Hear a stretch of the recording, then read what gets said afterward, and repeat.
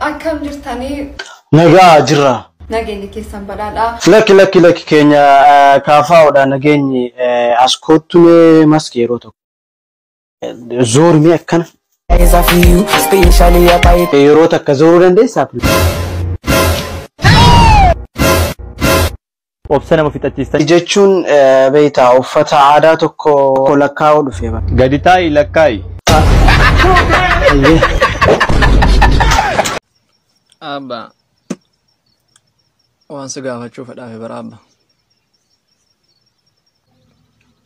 Gaafadhu maal na gaafatuu feete gaa.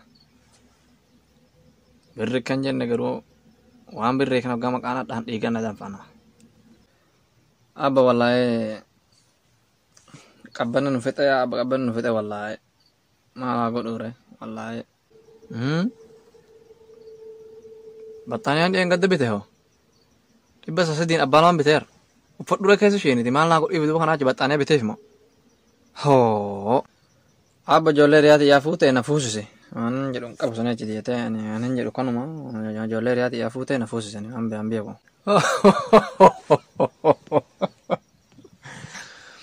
Abba nuhu kan fuune gubatuu jirra ati waan fuudha maal haasottu mucaa kana moo. Taa'ee dabaan baala ga'ee wahii. Intaa wallaahi.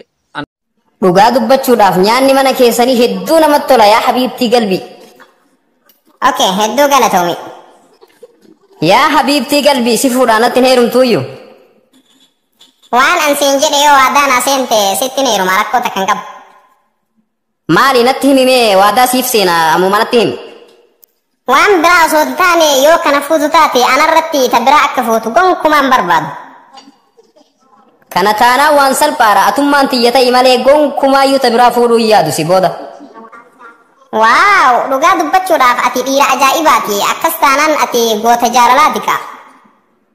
Dhugama keeti ani akkasuma takka jaalannaan laman beeku onneen tiyya takkumaaf kennamtu. Kasurreen dhiira gootee miti kasurriin dhiira gooti jechuun ka akkasii kana akkana taanaan borurraa jaarsa ergadhuuti warra kennatti na fuudhi. Hayyee waltaane yaa bareeda tiyya ta mul'ii sonsaa.